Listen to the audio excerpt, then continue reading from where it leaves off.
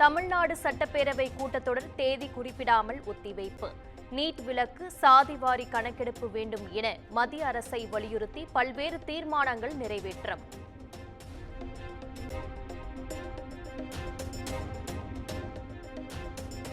தமிழ்நாடு மதுவிலக்கு சட்ட திருத்த மசோதா பேரவையில் நிறைவேற்றம். கள்ளச்சாராயம் விற்பனை செய்வோருக்கு தண்டனையை கடுமையாக்கும் வகையில் புதிய மசோதா தாக்கல்.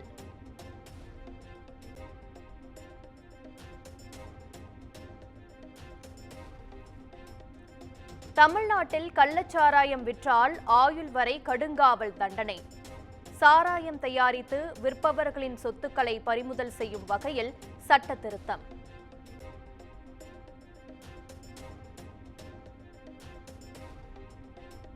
கள்ளச்சாராயம் ஒரு மாவட்டத்தில் விற்பனையாகிறது எனில் மாவட்ட காவல் கண்காணிப்பாளர்களே பொறுப்பு. மாவட்ட ஆட்சியருக்கும் காவல்துறையினருக்கும் கடும் எச்சரிக்கை விடுக்கப்பட்டு உள்ளதாக சட்டப்பேரவையில் முதலமைச்சர் மு.க.ஸ்டாலின் தகவல்.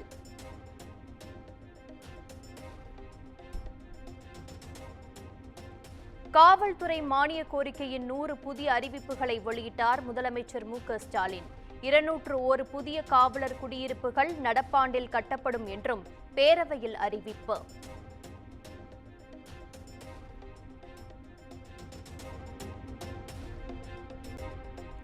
கள்ளக்குறிச்சி கள்ளச்சாராயம் மரணத்தில் அரசு எதையும் மறைக்கவில்லை. குறுகிய காலத்திலேயே குற்றவாளிகள் மீது நடவடிக்கை எடுக்கப்பட்டுள்ளதாகவும் பேரவையில் முதலமைச்சர் பதிலுரை.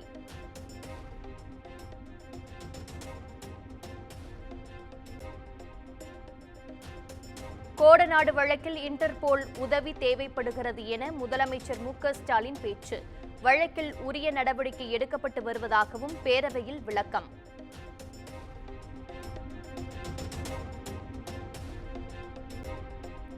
தமிழ்நாட்டில் பூரண மதுவிலக்கு கொண்டுவரும் சூழல் இல்லை என பேரவையில் அமைச்சர் முத்துசாமி பேச்சு. மதுக்கடைகளை மூடுவதால் குடிப்பவர்களின் எண்ணிக்கைதான் அதிகரிப்பதாகவும் விளக்கம்.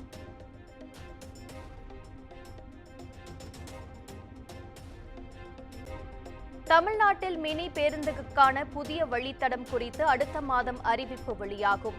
அரசு பேருந்துகள் செல்ல முடியாத கிராம பகுதிகளுக்கு மினி பேருந்துகள் இயக்கப்படும் என்றும் அமைச்சர் சிவசங்கர் விளக்கம்.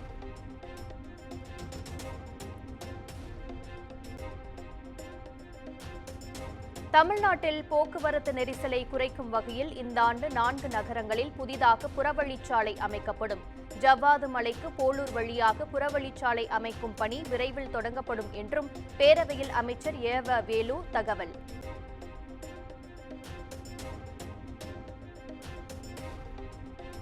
மதுரை மாவட்டம் உசிலம்பட்டி ஆணையூர் கண்மாய்க்கு சுமார் 3 கோடி ரூபாய் மதிப்பில் புதிய மடை அமைக்கப்படும்.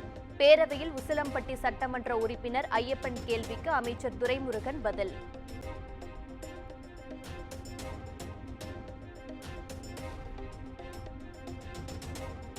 சேலம், கோவை மாவட்டங்களில் உள்ள அரசு மருத்துவமனைகளில் புதிய சேர்க்கை தாய் சேய் நல கருத்தரித்தல் மையம் அமைக்கப்படும். சென்னை, மதுரை மாவட்டங்களை தொடர்ந்து அமைய இருப்பதாக பேரவையில் அமைச்சர் மா. சுப்பிரமணியன் தகவல்.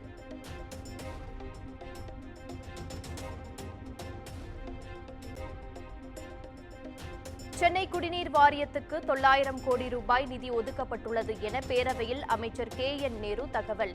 தியாகராய நகர் முத்துரங்கன் சாலையில் 24 மணி நேரம் குடிநீர் வழங்குவது தொடர்பாக விரைவில் திட்ட அறிக்கை தாக்கல் செய்யப்படும் என்றும் தகவல்.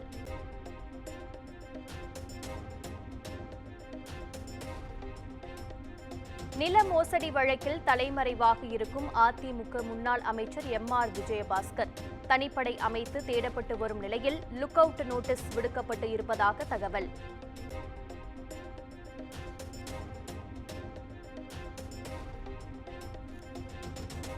கோவை மாவட்டம் ஆனைமலை அருகே கள்ளச்சாராயம் குடித்த கூலி தொழிலாளிகள் 2 கவலைக்கிடம் என தகவல். இருவரும் கள்ளச்சாராயம் குடிக்கவில்லை எனவும் உணவு ஒவ்வாமைதான் எனவும் காவல்துறை விளக்கம்.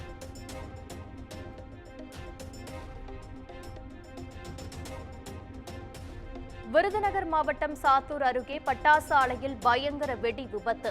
4 பேர் பரிதாபமாக உயிரிழந்த நிலையில் ஆலையின் அறைகள் முற்றிலும் சேதமடைந்திருப்பதாக தகவல்.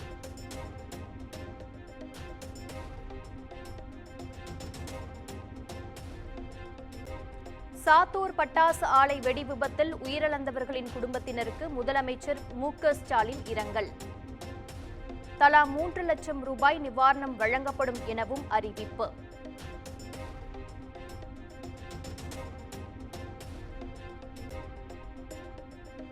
விருதுநகர் பந்துவார்பட்டி வெடி விபத்தில் 3 பேர் உயிரிழந்த சம்பவத்துக்கு திமுக அரசின் மெத்தன போக்கே காரணம்.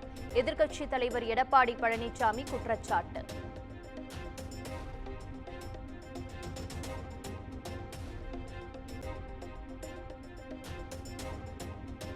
நாடாளுமன்ற தேர்தல் பாதுகாப்பு பணிகளில் ஈடுபட்ட காவலர்களுக்கு பயணப்படி வழங்கப்படாதது ஏன்? தமிழ்நாடு பாஜக தலைவர் அண்ணாமலை எக்ஸ் தளத்தில் கேள்வி.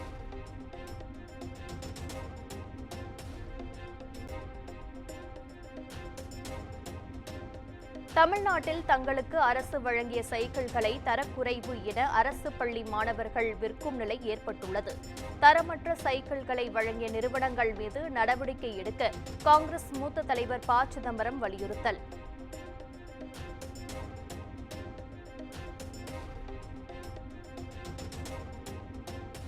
சேலம் பெரியார் பல்கலைக்கழகத்தில் பட்டியலினத்தைச் சேர்ந்த பேராசிரியருக்கு பதவி மறுக்கப்பட்டிருப்பது சமூக அநீதி.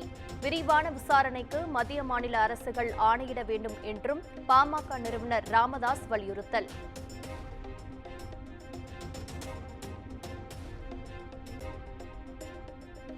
நீலகிரி மாவட்டத்தில் கொட்டி தீர்க்கும் கனமழையால் இயல்பு நிலை பாதிப்பு. குடியிருப்பு பகுதிகளில் வெள்ள நீர் சூழ்ந்திருக்கும் நிலையில் பேரிடர் மீட்புக் குழு தயார் நிலை.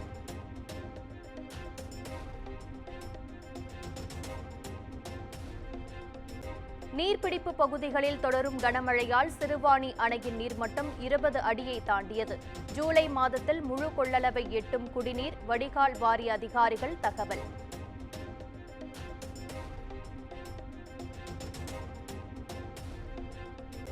மேற்கு தொடர்ச்சி மலைப்பகுதிகளில் தொடரும் கனமழை. மணிமுத்தாறு அருவி, மாஞ்சோலை உள்ளிட்ட பகுதிகளுக்கு சுற்றுலா செல்ல தடை.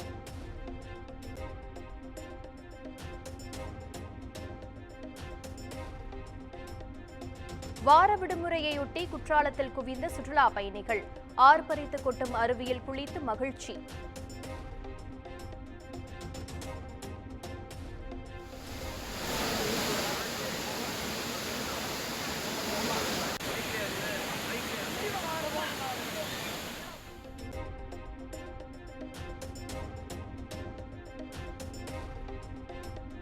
மாநில கல்விக் கொள்கை தொடர்பாக ஜூலை 1ஆம் தேதி இறுதி அறிக்கை.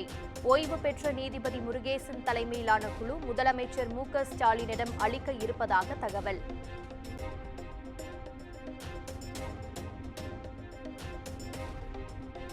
சென்னை கோயம்பேட்டில் பதுங்கியிருந்த மேற்கு வங்க தீவிரவாதி கைது.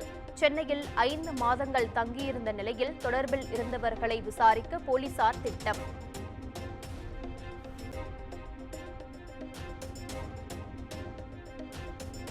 எண்ணூர் ரயில்வே சுரங்கப்பாதையில் சிக்கிக்கொண்ட கனரக வாகனம். லாரி சிக்கிக் கொண்டதால் சுரங்கப்பாதையின் கான்கிரீட் தூணில் விரிசல் ஏற்பட்டுள்ளதால் பரபரப்பு.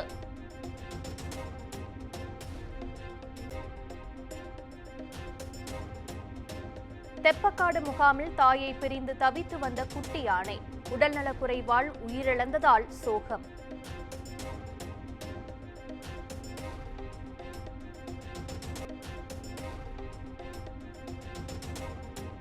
மத்திய அமைச்சர்கள் அமித் ஷா மற்றும் நிதின் கட்கரியை சந்தித்தார் கர்நாடக முதலமைச்சர் சித்தராமையா. மேகதாதுவில் அணை கட்ட ஒப்புதல் கேட்டு காத்திருப்பதாகவும் உடனடியாக அணை கட்ட ஒப்புதல் வழங்க வேண்டும் எனவும் கோரிக்கை.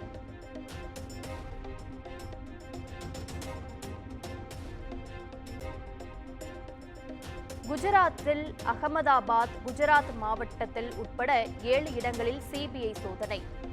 நீட் தேர்வு முறைகேடு தொடர்பாக அதிகாரிகள் நடவடிக்கை என தகவல்.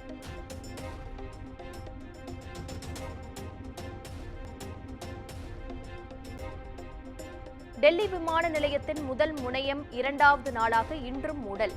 முழுமையாக சீரமைக்கப்பட்ட பிறகே முதல் முனையம் பயன்பாட்டுக்கு வரும் என தகவல்.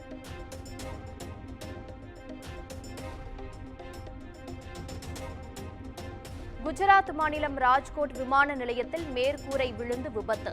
மத்திய பிரதேசம் ஜபல்பூர் டெல்லியை தொடர்ந்து 3 நாட்களில் 3வது முறையாக விமான நிலைய விபத்து ஏற்பட்டுள்ளது.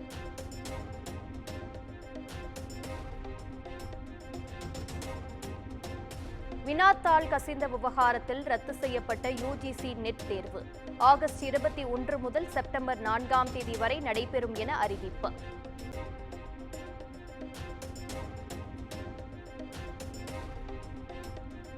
ஜியோ ஏர்டெல்லை தொடர்ந்து சேவை கட்டணத்தை உயர்த்தியது வோடாஃபோன். ப்ரீபெய்ட் மற்றும் போஸ்ட்பெய்ட் கட்டண உயர்வு 10% முதல் 23% வரை இருக்கும் என தகவல்.